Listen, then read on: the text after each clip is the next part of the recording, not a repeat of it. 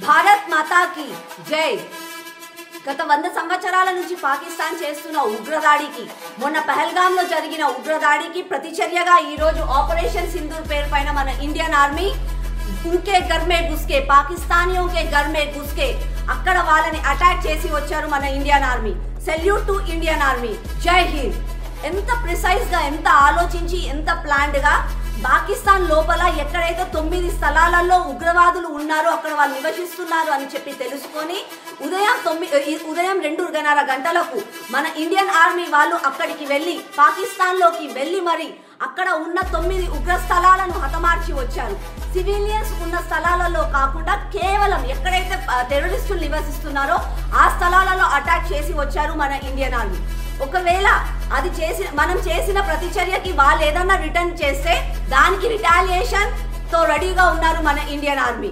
ఈక జవాబ్ పత్తర్ సే దేంగే అన్నట్టుగా Indian army ఎన్నో రోజుల నుంచి ప్రిపేర్ అవుతున్నారు. ఇప్పటికీ కూడా రెడీగా ఉన్నారు. ఎప్పుడైనా సరే భారతదేశం వైపు ఎవరన్నా కన్ను చూస్తే ఊరుకునేది లేదు అని రెడీగా ఈ రోజు మన ఇండియన్ ఆర్మీ ఉన్నారు.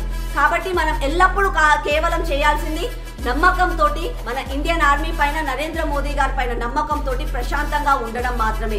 కొంతమంది అనుకుంటారు వారైపోతుంది కదా హడావిడి పడుకుంటూ ఏదో షాపింగ్కి వెళ్ళి కిరాణా కొట్లలో నుంచి మొత్తం అన్ని సామాన్లు తెచ్చుకోవాలి, ఏమైపోతుందో అని భయపడుతున్నారు.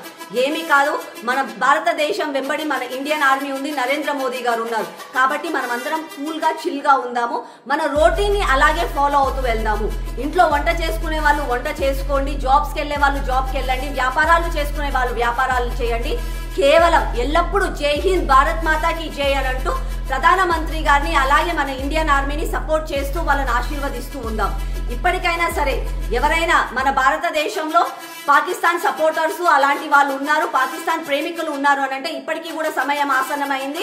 మీరు తట్టా బుట్టా కట్టుకొని భారతదేశం వదిలిపెట్టి మీకు ఇష్టమైన పాకిస్తాన్కి వెళ్ళిపోవచ్చు.